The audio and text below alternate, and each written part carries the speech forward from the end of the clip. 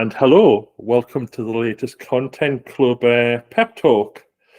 There might be some people here who don't know what the Content Club is. It's a nice, safe and brave place to talk about everything content design. And if you want to join it, and you're not a member already, I did save myself the link somewhere. I'll put it in the chat. And if you're watching this on video, it'll be underneath the video. I can't believe I've just done that. Anyway, today we've got Ray Newman talking. Ray Newman is a content designer who I've been speaking to for around 10 months to a year. And I first reached out to him to just speak because he's so prevalent, what's the word? I want to say prevalent, and that's the right word. So productive, so omnipresent on LinkedIn. And all the stuff he does is really good and engaging. I reached out to speak to him in January, and this is the first time I actually got around to talking to him. We had a quick chat before the talk, and it was really nice. We'll have another one, but you don't need to know that. I'm not going to do much of an introduction for Ray because that's part of his presentation. So I'm going to hand over to you now, Ray. Righto. I am going to share some slides, but don't panic. They're not too slidey, hopefully. Can you see my introductory slide, but not my speaker's notes? Yes. Perfect. Yes. Right. So what I'm going to talk about, some of this to some of you who are maybe more experienced there'll be plenty of stuff you already know or that isn't a surprise to you. But what I've sort of particularly have picked up from conversations I've had on LinkedIn over the last year with people and on the Slack for We Are Content Club is that some people are trying to work out how to get into content design and reinvent themselves as content designers, which is what I've done. And other people are already working in roles around content design, but occasionally have these moments where they think, am I a content designer though? Do I deserve to be here? I suppose it's just to go through a little bit how my career has unfolded, and hopefully you might find some of this useful or reassuring on those two fronts. So I'm a senior content design consultant at Spark, which is the design bit of a consultancy called BJSS. That's a technical sort of consultancy that does innovation and so on and so forth. And Spark was founded a few years ago when they decided that instead of working with designers from other places, they'd really like to work with their own designers. So it's a really new content practice, and that's partly how I ended up joining, because they were trying to put together a content practice sort of from scratch, really, and find people who could bring the skills they needed to a brand new practice. And just as a sort of little bit of a spoiler, I suppose, I joined as a content design consultant. It didn't take very long to become a senior content design consultant, and that's because although I felt like I'd blagged my way into a content design role, there was a 20-year career behind that, which was actually me secretly learning to be a content designer without realizing that's what I was doing. So yeah, how did I get here? I had a squiggly career. I'm a bit sick of this phrase. You sort of hear people saying it all the time now, and I've said it too often, but it is a good way to describe the kind of path lots of us, I think, take as we make our way towards a career in content design. And the reason we've had to take squiggly paths is, of course, because content design didn't exist a few years ago. So when I graduated from university, there was no such thing as content design. We didn't routinely refer to words as content either. That's a new thing that's just kind of happened. People didn't talk about content very much generally. And what I did was I had a degree in English, and I imagine there are quite a few people working in content design who start in a similar place. And I got to the end of my degree the last few weeks and suddenly thought, oh no, I'm not actually employable. I don't have any, I can write you a beautiful essay on Gerard Manley Hopkins, but I don't know how to turn that into a job. I should have probably done some student journalism or something, but I didn't. So in the last 2 weeks, in a blind panic, I taught myself HTML. Someone said websites are actually going to be, they're the big thing. You need to just, find a way to get into websites. So I learned HTML in the little computer room at my university. And then I applied for a bunch of HTML developer jobs and managed to get myself a job as a web interface designer, was what the job title was, at what I always call the tail end of the dot-com boom. So everyone was frantically trying to build websites thinking this is it, this is the future. A bit like with AI now, we can shut down all our bricks and mortar shops. We can just sell everything online. there's millions of pounds to be had. It's going to be amazing. And I was helping build the second website for Carphone Warehouse. So again, it makes me feel ancient that the word Carphone was in the name of the company. I think they still use that name, bizarrely. And I joined the team, and I really, again, blagged my way into that job. I just about knew HTML, but they obviously recognized that I knew what I was doing and would be able to learn the trade quickly. And that was where I had some sort of profound experiences. So in this first job, I think looking back on it now, 20 years later, I can see that I was already learning about content design. I just didn't know it at the time. I was picking up all sorts of skills and experiences that would eventually help me do what I do today. But at the time, I thought I was just, for example, coming up with text to go on buttons, or using Photoshop to create hundreds of slightly different images of phones, or taking part, as I'm going to get to in a moment, in user testing, or user research, although we didn't, again, particularly think of it as that at the time. So what I've done all the way through this talk is I've just put in 10 things that I think are sort of tips or useful nuggets of information for people who are trying to get into content design, who are already in content design and sort of maybe doubting themselves a bit. Have they got what it takes to call themselves a content designer with a clear conscience? So I'd say the first thing I learned in that job back in 2001 was about finding opportunities to observe users using our products. So this profound experience that I keep coming back to whenever I do a job interview, or people ask me to sort of talk about my experience of user research, was we designed a new section or a new journey on the website, and the marketing team, all very lovely people, but they had their own ideas about how the website ought to work and what customers wanted, based on nothing other than gut instinct, and also a tendency to want to push things a little bit more rather than serving user needs.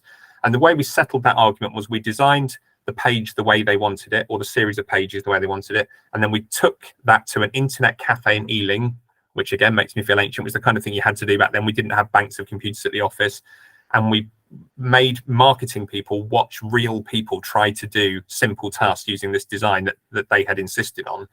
And just watching how frustrated and angry users got trying to do something really simple, like I think it was buy a phone, sign up for a contract, and buy a ringtone, which was a product that we would sell a lot of. There was a huge amount of money behind ringtones at the time. I don't think anyone makes any money off them now. And just watching how frustrated customers got won the argument for us, and won us permission to say, look what happens now when we put a version in front of them which is based on what we think meets their needs, rather than pushes stuff that you think they ought to buy. So learning that sort of the power of user research and of watching users use your designs was like a really early, profound experience for me. And I took that then on to my next job, which was in the civil service. So what happened was I sort of got, after 3 years, I was a bit burnt out working in a big corporate environment where everyone was permanently running and yelling and angry. And I thought, I want to go and do something more worthwhile. I'm going to join the civil service. I'm a product of council housing and state education. I'd like to go and give back to that kind of world. So I went and took the civil service fast stream exams and absolutely tanked them. Even though I'm clearly not dim, but those are a special type of exam designed to pick up a certain type of person. They certainly were at the time. And I didn't have whatever it took to get through those exams, but I did well enough that I got a phone call from a recruiter a bit later to say, we'll let you in as a junior policy official, and you won't have to go through the very first couple of stages. We'll let you in as what they call a direct entrance. So not a fast streamer, not on the fast track to being permanent secretary or anything, but you get to skip a couple of stages and we've got a job for you. So I took a huge pay cut and went in as a junior policy official in the Department for Education. And it took me about 6 months to sort of wriggle across to the communications directorate, because that was clearly the stuff that I was best at and where my interest lay. I think everyone got fed up of me asking if I could work on the website and said, go and work on the website. So off I went to communications directorate. And I've always said that the civil service was better than university. So in terms of the things I got to do there, over the course of a few years, because you just get given jobs to do based on what needs doing at any given time, I got to write speeches. I got to edit the in-house magazine for about a year. I wrote white papers for ministers that ended up being published. I handled correspondence and ended up sort of managing a team of several hundred people doing correspondence from the public, responding to letters and phone calls. I wrote ministerial briefings and got to the point where I was running training on how to write a good ministerial briefing. I looked after website content. So I would say that I was there just before government websites got good. It was just when we were starting to say, maybe the Department for Education doesn't need 37 of its own websites. Maybe there should be, a smaller number of really good websites, and maybe every initiative doesn't need its own website. And maybe those websites should be written in plain English and in a consistent style. And I got to write the Department for Education's first style guide and run training over the course of a year with about 150 civil servants who hated being told how to write and had all learned how to write in grammar schools 20 or 30 years before that, and were very much resented a spotty youth telling them that it was okay to split infinitives if it made things clearer and that kind of thing. And I did things like brochures where they were tailored for children and young people. So again, that sort of broad range of experience, but also within there, lots of experiences that really tied into what I've gone on to do as a content designer. So tailoring content for different audiences, having difficult conversations with stakeholders about what plain English means, and arguing with people that, yes, actually, your very complicated policy can be translated into plain English. If you work with me, we can do it. And treating ministers as service users was a really interesting one, because people were in the habit of writing briefings for ministers. They would say they're very important, they're very clever, they don't need to be pandered to, and they would send them 20-page briefings where the most important bit of information was on page 18 or something like that, and they had to wade through some very heavy technical language. And once I'd come up with a format where on the first page we would say, here is a summary of the problem, here is what we think you ought to do, here are some other options, and then here's the background. It was amazing how often ministers would read the first 3 lines and go, fine, I trust you. And actually, that's all they'd wanted all along. They had maybe 8 minutes between their office and getting to the house to vote on something, to read a couple of papers, and they just wanted to be given clear advice.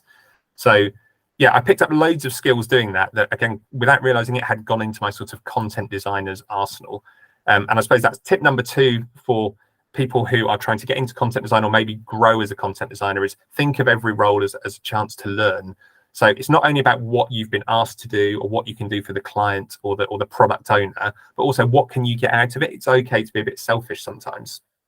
So looking for opportunities to do things that actually, not just that you're good at, but that maybe you're a bit weaker on, and throwing yourself in at the deep end, and thinking, where are the gaps on my CV that this project or task can help me sort of fill in?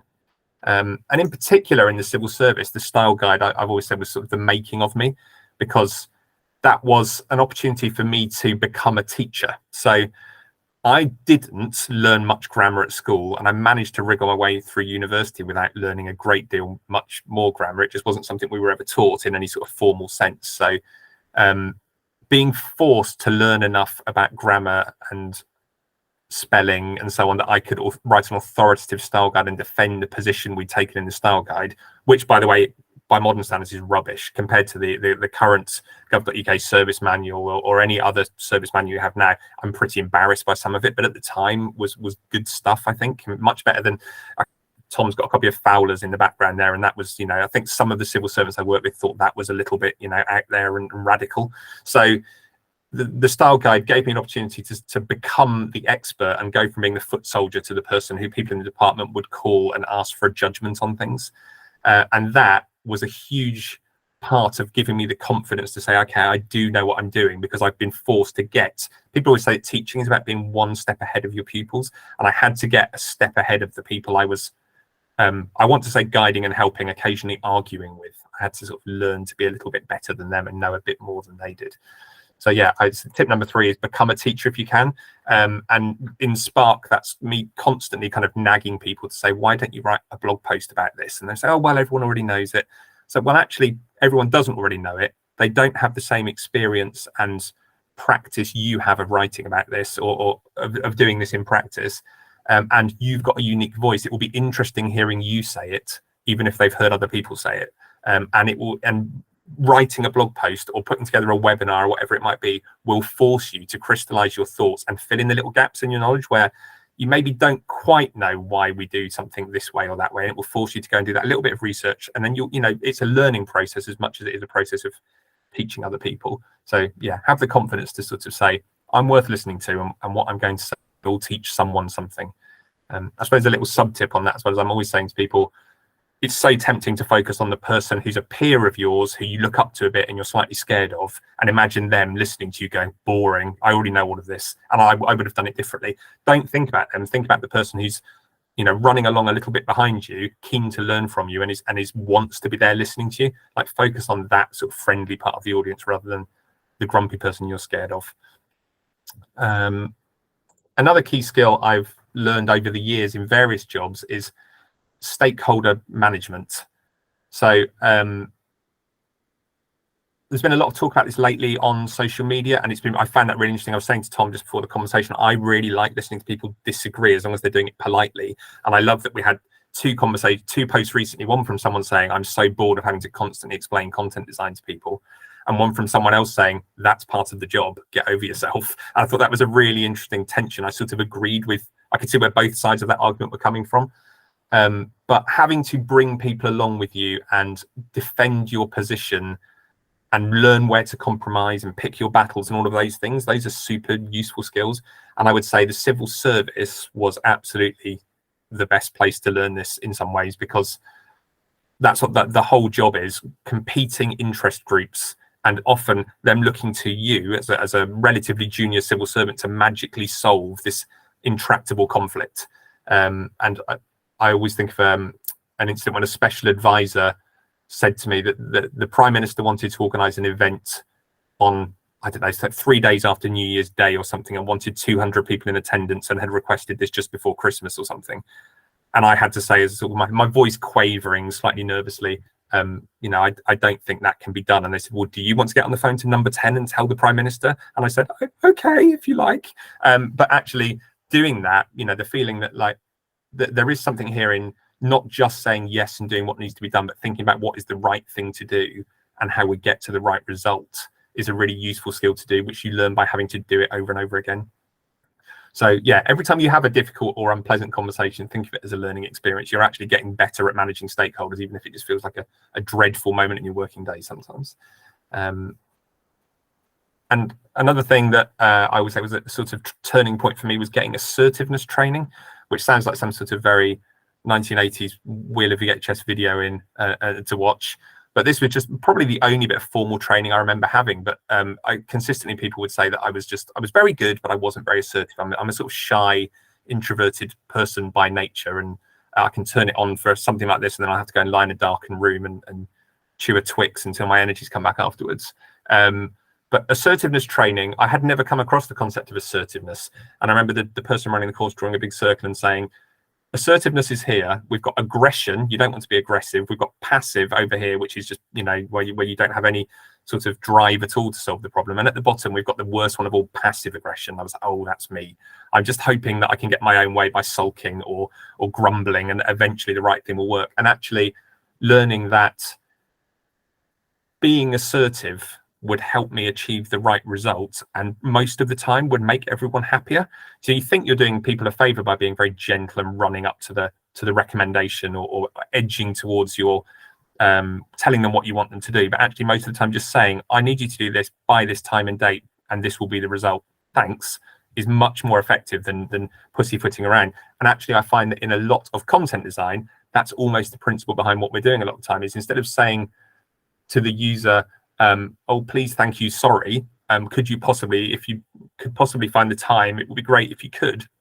So they don't really know what it is you want them to do or when you want them to do it by. Just tell them, and they'll very rarely take it as blunt or rude. They're trying to get something done, and they will read that as clear. So not only is it helpful in stakeholder management, but it was super helpful in terms of actually learning that clarity and directness most of the time is very welcome rather than blunt or rude.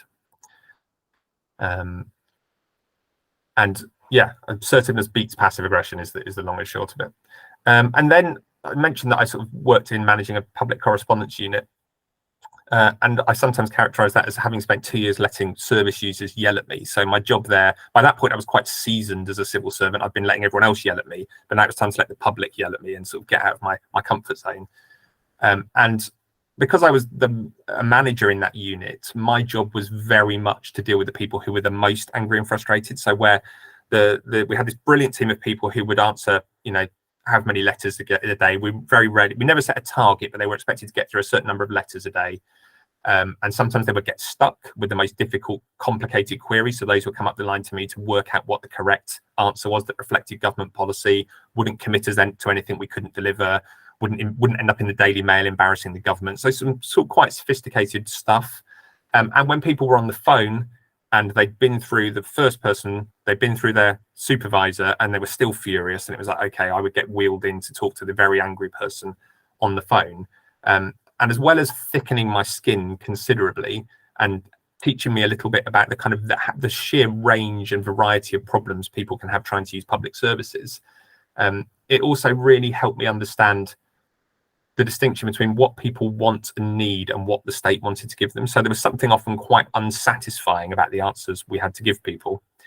And with hindsight, looking back at it, I learned a lot about how to design bad services, because I could see what was frustrating and upsetting people and what was missing. And the urge to actually go in and say, if I could just get my hands on these web pages, I could probably head off most of these phone calls. I could stop these people ringing up because they're confused or angry, because we could have just designed a better body of information in the first place. And I would say that the learning point from that for me is to read complaints. So I think this is something content designers are quite comfortable doing. But if you can find opportunities when you turn up on a job to say, can you show me the complaints folder, please? Can you show me the angry feedback we've had? Because that's going to be in some ways the most useful stuff. And it's the stuff perhaps that some stakeholders don't like to dwell on or like to write off as edge cases, or you'll hear sometimes described as, or, you know, one-off grumpiness. And actually it's often revealing an underlying problem and a strength of feeling that can be really useful to know and understand, as I say, as well as sort of, you know, thickening your skin. And it can be a way as well when you're working with clients who've got these problems of helping them confront some of these things that perhaps they've swept under the carpet, and say, let's really confront the difficult stuff head on. Then after civil service, my other half got a job down in Cornwall, and we had to move to Penzance. It was sort of her turn to take the promotion and my turn to follow. And back then it wouldn't have crossed anyone's mind that I could continue to work in a job in Westminster from Penzance. I suspect it might be negotiable these days, but it wasn't then. So I went freelance as a writer and editor, with all of that style guide experience under my belt. I thought, surely I'll be able to pick up some work. And as anyone who's freelance will know, I spent 6 years or something chasing invoices and pitching, and a small amount of it doing really interesting writing and editing work. I say 10,000 hours of practice as a writer, and reference to the Malcolm Gladwell thing, which I'm sure has been thoroughly debunked. But what I did was turn out a lot of words, because that's where your margin is when you're freelancing, is in how many words you can produce. I know content designers don't think like this.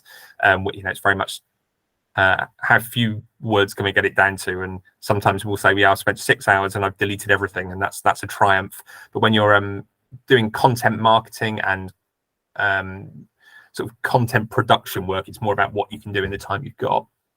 But I did copy editing. I copy edited several non-fiction books. I got really, again, into the nitty gritty of what makes things clear and engaging, and what makes them confusing, and had some really difficult conversations with writers who didn't really want to change anything. And another really important thing I did was started a blog. We started the blog when I was a civil servant. I've been writing this with my partner for just over 16 years now. And blogging for me was a game changer. We started in 2007 and started taking it really seriously when I had a bit more time to dedicate to it. So we would scope out posts together, co-write things, but I would often do the sort of the final polishing, editing, uploading, sort of content planning and all of that kind of stuff. We didn't do it with an intention to monetize it, but we did end up writing a couple of books, and I spanned that into writing articles for people like Campaign for Real Ale and Devon Life and The Guardian and The Mirror and a couple of other sort of larger publications. And by doing that, writing a blog and every single day really doing something around the blog and managing the social media accounts, I learned content marketing, I learned SEO, I learned how to write like a proper journalist, which again, I never had any training in, but you get it wrong enough times and you sort of learn to do it properly. When you get told off by an interview subject for not having recorded them or misquoted them because you didn't record it, that kind of thing, you learn how to do things properly. Journalistic ethics, how to take criticism. Again, I think writing a blog was a really good way. If you want to know, if you want to thicken your skin, write about something really geeky on the internet and let all the really, really geeky people who are enthusiastic about it but don't write tell you the million ways you're wrong about it.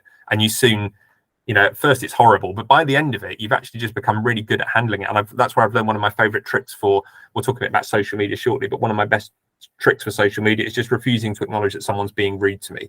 So they're trying to upset you or hurt your feelings. And actually, if you don't play along with it and just reply, haha, great point, it totally deflates them. And I've had many conversations over the years which have turned into quite nice chats once you just say, I'm not going to have an argument with you. Let's just have a chat. It might be a sound point, but you're forced to deal with all of that stuff when you're managing the blog. So yeah, I think a really key point, and this is the thing, I've had conversations offline with people about getting into content design and managing their career, and it's that you don't have to find content design roles to practice content design or start building a content designer's CV. It's about looking at, if you can't find a content design role or can't find a job doing content design in your current organization, look at your side hustles, your creative projects, charity work, whatever it might be. You can find ways to get some of that experience, and then that gives you material that you can spin on your CV to say, no, I haven't done the work, but I have got the experience. It's just finding other ways to do that. And that's not difficult if you enjoy that stuff. If it feels like you're doing a bunch of work for free, that can be quite frustrating. But if you enjoy blogging, you enjoy creative writing, or as I do, hanging out on LinkedIn like some kind of weirdo, then it's not difficult to pick up that experience sort of on the side. And then my next role after that, we moved to Bristol, and I thought, oh, good, I can get a proper job again. And the job that I applied for was content marketing and copywriting. And I'd never done either of those things formally, but I managed to sort of wriggle in. You'll hear me saying this a lot, just wriggling into roles that I wasn't quite suited to, but managing to find a way by framing things correctly in my CV, I guess. And I got a job as head of content at a small specialist marketing agency. So I guess sort of, medium-sized fish in a very small pond situation. And this was another crash course in a field that I didn't know particularly well. So I'd done tons of writing and blogging, but I hadn't done content marketing or worked in a marketing agency. And the most important thing I learned from this was workshopping. So quite early on, I got given the job of working with clients to come up with tone of voice and content plans for these were all accountants. So in some ways, quite a demanding audience because they're very focused on return on investment. And it's quite hard to find a hook to make one accountant unique from another. I'm being sort of quite polite here. My partner's an accountant, as is my brother, but it can be quite challenging to make an accountancy firm stand out, or find stories to tell about the firm that make them sound unique. But doing workshops with those clients, sometimes, usually all day workshops, sometimes shorter ones, I got really good at finding those shortcuts to what is tone of voice, what is a unique tone of voice, where is there something, what are the questions to ask that will pull out a thread that you can hang some copy on, and find a unique identity for a firm, and finding that energy. So as I said earlier, I'm kind of not naturally an extroverted person. I've done loads of training courses and workshops, and I think I flatter myself, I'm good at them, and I'm in the room. You would think I have quite a lot of energy, but the more you do them, the better you get at them, in my experience. But it really is not my comfort zone. But the more I did them, the less panicked I got. I used to, the first few I would do, my adrenaline would be absolutely surging, and my heart would be pounding. And as I go into a room to talk to a very nice bloke called Nigel in a grey suit, you'd think I was going to war or something. But I would sort of get very anxious. But by the time I left after 3 years, it was nothing to me. I was very confident and comfortable doing workshopping, and had started to experiment with different workshopping techniques. And one of the very few silver linings to the whole lockdown experience was I had been forced to learn to use Miro, which turns out to be like where content designers live. So I left that job feeling a lot more confident about how to use the tools of what I now know to be sort of the content designer's trade. And I also learned something really important about the distinction between copywriting and content design. And I talk about this quite a lot with people, because I quite often talk to people who've got lots of experience with copywriting and don't know how to spin it into content design. And I absolutely think if you're a good copywriter, you can be a good content designer. There's just like a little sort of mindset shift. And I've been trying to work out ways to express this clearly. And I came up with something on LinkedIn a couple of months ago that I thought did the job, which is that copywriting is about getting people's attention, like grabbing them and drawing them in and saying, you want this one, not that one. So there are 2 accountancy firms in Bicester. You want to choose this one. These are the people for you, not that one. And it's a totally different game, but uses some similar skills. Whereas content design is about, once they've made that choice, they know that they want to find a GP or they want to get a driving test. It's about helping them get what they want as quickly and efficiently as possible. And it's quite hard, I think, sometimes for people moving into content design from copywriting to give up on some of that creative, engaging, the fun side of copywriting. And sometimes when you're doing content design, well, I mean, more often than not, the job is to be the fun police and say, no, we don't get to be cute or amusing here. That's going to just slow people down or irritate them when they see it the 5th time. So it's that, being that absolutely focused on the sort of clarity and the direct, getting people from A to B stuff, rather than the amusing them or entertaining them, or more to the point, amusing or entertaining yourself, which is unfortunately what a lot of copywriting, the worst of it, also ends up being about. So yeah, tip number 7, most content rules use similar skills. I don't know if I'm going to get told off for saying this, but content design is not a magical art. You don't have to be a great genius or a wizard to do it. You just have to read the manual, think a little bit, apply your brain to what makes it different, and do your homework. But it is something you can learn. It isn't something you have to be born doing. So what happened next? 3 years as head of content, a small marketing agency, I blagged my way in as a content designer. And I say it that way because that's how it felt to me. I was very conscious of, I've confessed this in a couple of places now, and my bosses don't seem to mind, so I'll say it again here. In the half an hour before my job interview, I was reading I can't remember his name, the Google design sprint book in the half hour before the meeting, like this, so that I could talk about it in the interview. Managed to convince them I'd read it and knew what I was talking about. Think on my feet a bit in the interview and sound convincing. But at that point, I'd only heard the phrase content design maybe 2 months before, when I saw the job ad. So it wasn't something I'd been like working towards or dreaming of a career in. It was something that I kind of accidentally stumbled on because a former colleague had a job at Spark and said, it's really great here, you should come and join us. So I suppose there's something there about treating getting hired as a content design challenge in its own right, I think. Like, what is the objection you're trying to overcome? When you're looking at hiring managers, what is the task they're trying to complete, and how can you help them complete it as quickly and efficiently as possible? So I think thinking of your CV as content is an important thing. I say this now as well as someone that have been at Spark. I've done a ton of job interviews and reviewed a ton of CVs. I've become I got a special gold sticker for having done the most CV reviews. I think it was in 2022, or joint most CV reviews. So it's something that I find myself immersed in quite a lot. And I think, especially if you're applying for a job as a content designer, your CV should be a really nice piece of content design that is really clearly, plainly laid out, that helps people find the key facts and overcome objections they have to say, yes, we definitely need to interview this person. And then the material that surrounds your interview, sort of similarly, it's about reframing your past experience, helping them know that you can do the job, breaking things down and making them digestible. So, I mean, absolutely, when I see a very overloaded CV, I think, that's interesting. I wonder how they would handle, writing something for a client with a huge amount of content. Like, would they be able to apply the skills necessary? So it would never be like a deal breaker, but it's that kind of thing that is an opportunity to show that you know what you're doing, even if you don't have an experience role, even if you don't have experience in a content design role. I'm going to then very quickly at the end whip through a little bit of talk about social media. So I was reflecting on why I spend so much time hanging out on LinkedIn and how I've got good at it, which is the most tragic 21st century skill. Everyone hates LinkedIn and LinkedIn people, but I think it's because I worked in content marketing for 3 years beforehand. It's partly that I didn't want to leave that behind, and I'd learned, because I'd had to learn about social media, to train accountants in using it and encourage them to use it. And I had to show that I couldn't ask them to do it if I wasn't doing it myself. So I had to sort of get good at it and turn it into a habit. And again, same thing. It's not a magical art. You can learn. You can learn how to do social media. You can practice. And I think LinkedIn for me has been a really good way of. It does a couple of things for me. One, it gets me warmed up every morning. I write something on LinkedIn most working days, and it just gets my brain. I write something that doesn't matter all that much, that the client won't care about, that my employers won't care about. It's just for me.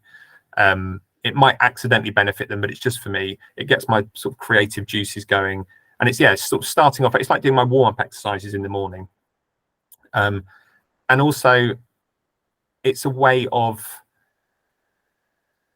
framing my learning, the things I've picked up, and actually saying, as I was saying earlier, become a teacher is a really good way to sort of consolidate what you've learned.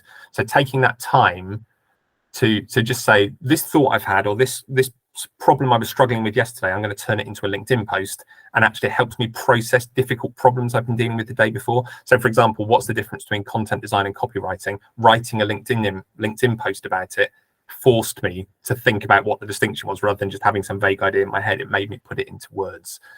I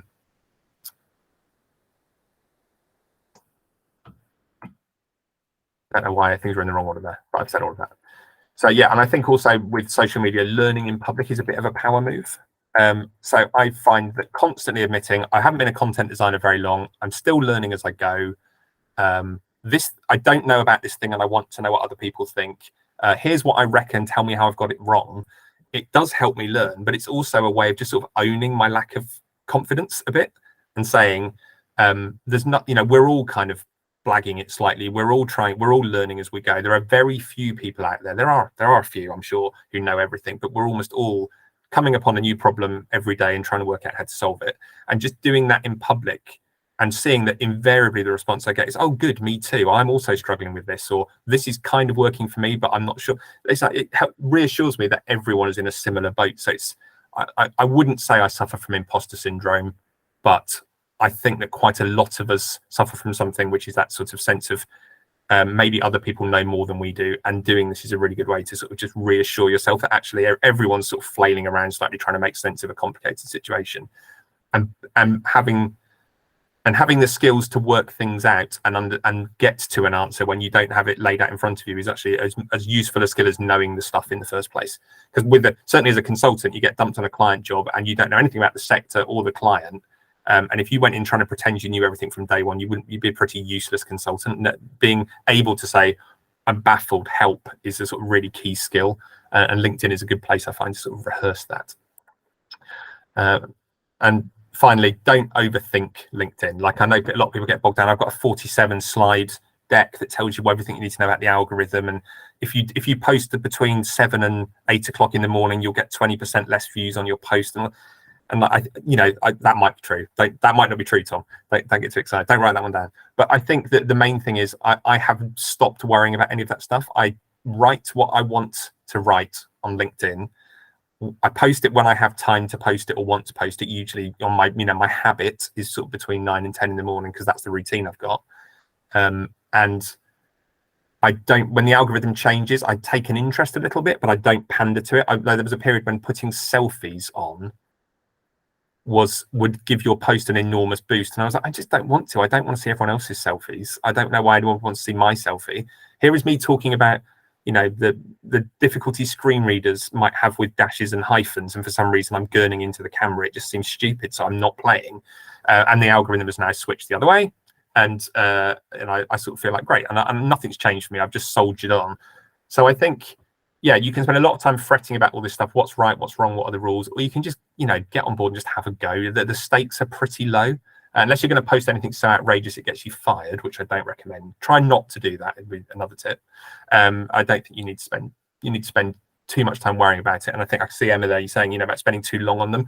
I think the more you do it, the quicker and more confident you get. Going back to 10,000 hours of writing or whatever. My sort of final summary on that of social media is be a version of yourself. Don't spend ages trying to be someone you're not. You can be slightly I'm more my work self on LinkedIn than I am on other platforms, but you're still me. It's all definitely still me.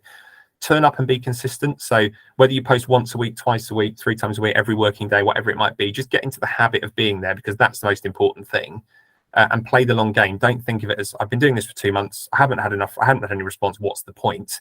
I've been posting on LinkedIn regularly for, I guess it's 5.5 to 6 years or something, and I'm starting to get to the point now where everything I post gets a pretty amazing level of engagement.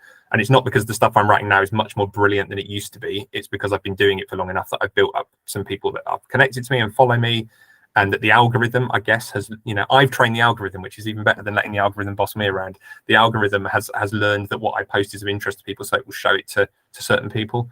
So yeah, think of it as a long game, and in the meantime say, what am I gaining from this? I'm showing off to potential employers, I'm making myself visible, I'm learning in public, and I'm practicing and warming up. So yeah. Creative Ray on LinkedIn, yes. So I did say to Tom I'd mention this as well, and I'd say being a version of myself is that I've learned at the weekend, I sometimes just pop up on Saturday and Sunday and talk about what I'm doing outside work, and that's quite important to me, because some of that, like creative writing or photography or whatever it might be is about also me slightly asserting where the boundaries are with work-life balance, and saying, even though being on LinkedIn might feel like being at work, it's about saying, well, no, because I am a different person at the weekend doing different things. I'm perhaps using some of the same skills and the same experience, but what I'm not doing is work. It's me. That's when I need that time to do my own thing and express myself. And I'm doing that on LinkedIn is quite a new thing for me. It's only been a few months, but I'm finding that's also interesting in terms of just making different connections with different people, and perhaps I hope reassuring people that you don't have to permanently be talking about how to maximize your profit potential by stimulating your marketing funnel or whatever it might be. You can just talk about other stuff. So that is me done. Does anyone want to have a chat or ask me any questions with the time? That was great, Ray. Out of this world, brilliant. But the being yourself and the 10,000 hours, if that's true or not, is really good, because I've been off LinkedIn for a wee while for no other reason than I've been busy elsewhere, and trying to get back into posting. I'm in the overthinking phase at the minute. I need to get back to just putting anything out there that comes into my head. And you've inspired me to start doing that. I apologize. Jazz?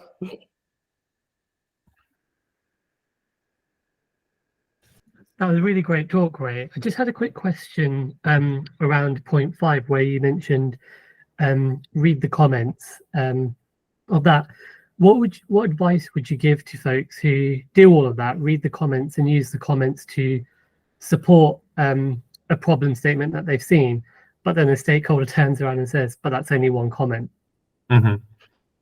Yeah, I mean, I suppose the stakeholder might also have a point there if it is only one. I think you probably want to try and find common themes among the comments. I would say I might, depending on the scale and importance of the project. So I'm working on an internal only thing at the moment where we've done very limited user research with a very small group of people. So one comment has more weight than it might otherwise have, but it's where the comment supports our hypotheses. I guess you can say, we thought this might be the case. This comment backs that up. There's some argument for using it, but yeah, more generally, I would say the difficulty there is that the stakeholder might be right if it is just one. I would say that maybe it's an opportunity to say, well, we want to do more desk research or some more user research to, with a hypothesis based on that one comment might be the way to go.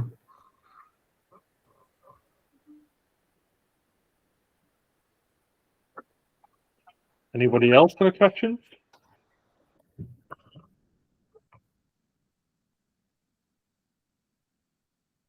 No. Hands up or jump in. You don't have I was to. just going to say thank you as well. I think,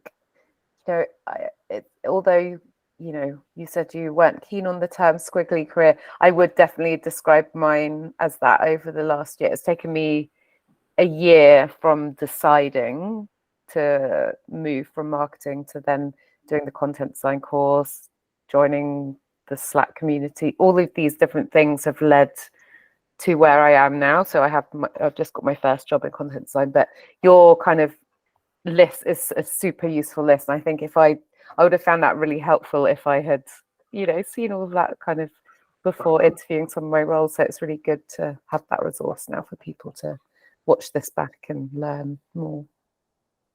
I think someone asked in the chat as well at one point about sort of resources, and I would say one thing that when I've been interviewing for roles, it's looking at for signs that people have, even if they're not currently in a content design role, have done, as you say, like some kind of training or read the right books, or have like started to immerse themselves, started to behave like a content designer, even if they haven't got that job yet. And like things like taking courses and quoting the right books these are just good sort of signals to send in a job interview situation or in a CV situation to say, okay, this person isn't just applying for every job with content in the title. They want to be a content designer, or they are a content designer in waiting. It's that sort of understanding that distinction between content design and other roles. It's a way of sending that signal, I think. I think the other really, really important thing for me, anyway, coming from a different background, is the support of a community. So joining the We Are Content Club community and sort of having Tom mainly saying, you are a content designer, it's almost like a mantra. So, I was very sort of had a lot of imposter syndrome, and I remember like posting a few times at the beginning saying, oh, I want to move across, and it's just that belief, the self-belief, and also it's such a supportive community, and you you know, to me, that's been my probably the biggest thing that's given me a push and sort of helped me move. So along with like obviously reading the book or whatever, but it's just having, you know, that support of the community has been amazing. Thank you. I'm just going to back up everything Ray said there. I do also think nearly to repeat what you said, if you start calling yourself a content designer and you have the intrigue and you start trying to work out why you're critical about some content, you are a content designer. You just need to do the stuff that Ray's talked about to prove that. But thank you very much, Emma. Pleasure.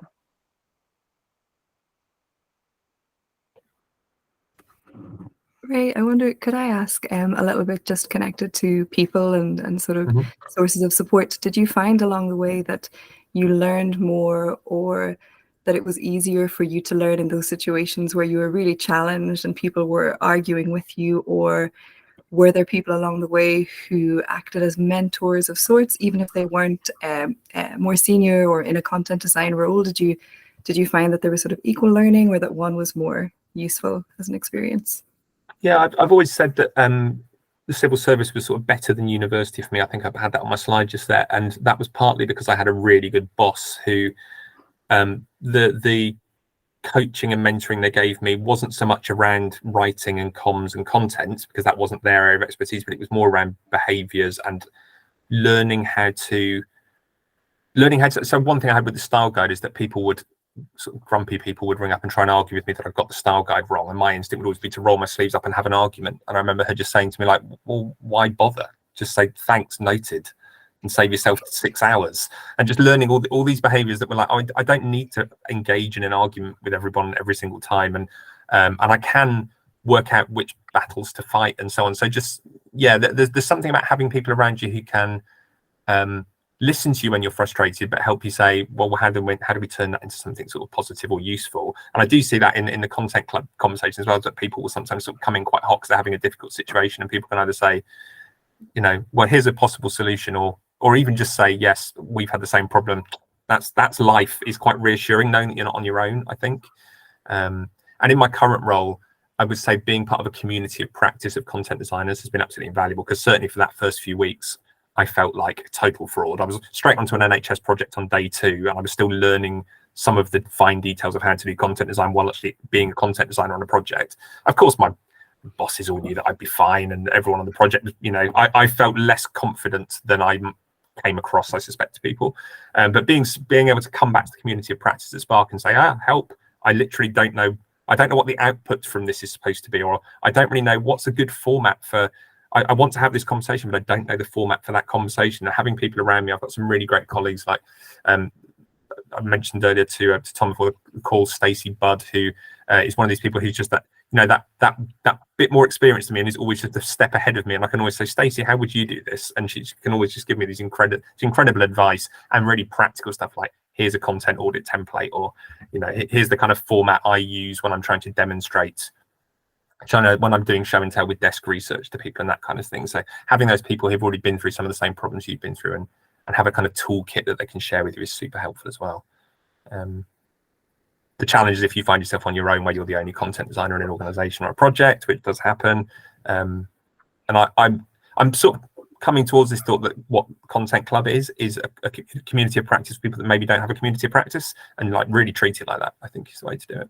100%. I was talking to a colleague who's struggling last week, and I need to be tough here and not say the name, but I said, one thing I do all the time is I talk to people about my work. I have an idea, I talk to somebody. Does it make sense? I have a basic outline of a page. I show and tell that. Don't sit alone. In a team of 60 people, which we have where I work, there's no excuse to sit alone. You've got loads of open doors. And hopefully that's what we try and do with the Content Club as well. There's an open door, come and ask your problem, hopefully be validated, hopefully get an answer. So yeah, don't be alone. Yeah, I think, and there's lots of common things that we all have to deal with, because we're helping humans do stuff. So humans suffer bereavement, they have money problems, all those sorts of things, and that's universal across everything. And if you see someone's done it really well, I tend to just go, I've seen you've done this, can you tell me a little bit more about how you did it? And I'm quite happy to sort of steal with pride sometimes, because why reinvent the wheel if you're seeing someone doing a really good job of doing it. No one's ever going to be offended to hear that you think they've done a great job and you want to know how they did it. That's what make their day. Yeah, I was also just thinking on communities of practice. If you also don't have that kind of network around you, you can sometimes find it from people who are not content designers or not designers. So we talk about how crits are best done with people who aren't other content designers a lot of the time. And I've found on my current project, I'm the only designer of any type. I'm the only content designer sort of in the area where I'm working on project. And I've been doing crits with engineers and business analysts, and they really enjoy it, as far as I can tell. Like, I think it's just like so different to what they normally spend their time doing. Their insights are all really great, and it's just such a relief to be able to talk through my thinking rather than, as you were saying, Tom, sitting sort of sweating over it on my own. Just actually put it in front of people, and they're not mean about it or grumpy or anything. That they want to help me make it better, and that they find it interesting having and it's actually a really good way of demonstrating what content design is about as well in practice, rather than just giving a presentation and telling them. You say, this is the challenge I've got and this is the approach I'm taking, and now I'm stuck.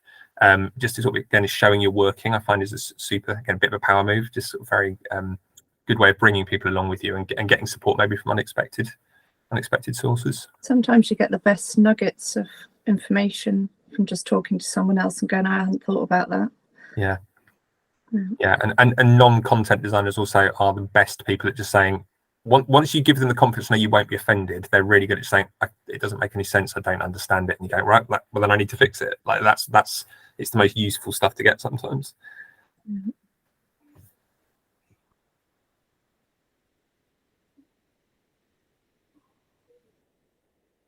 I'm trying to be silent and see if anybody else wants to come in, which is one of the hardest things in the world to do if your name is Tom Yule. That's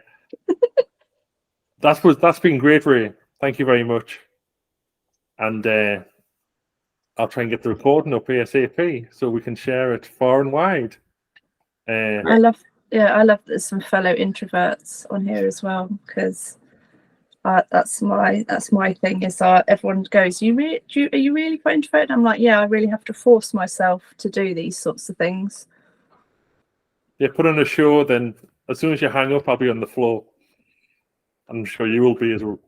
I'm going to be going and having words with my kids when I get off this. I'm mortified. The little buggers swearing while I'm live. And if anyone wants to keep chatting, just I'm in the Slack channel. I'm saying to Tom, I need to make more of an effort to hang out there, even though I've got multiple Slack channels on the go. But I'm also, you won't be surprised to hear, often on LinkedIn. So if you want to connect with me on there and message me or whatever and chat about anything, I'm happy to chat. Thank you, guys. That was brilliant. Thanks very much for organising. That was great, Ray. Ruth, thank you. would you put your hand up there?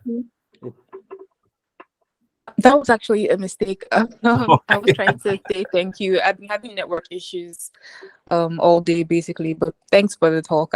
What I got was really helpful. And yeah, thank you so much. Cool, no worries. All right. Thanks for arranging, Tom. Another good one. Thanks, Trisha.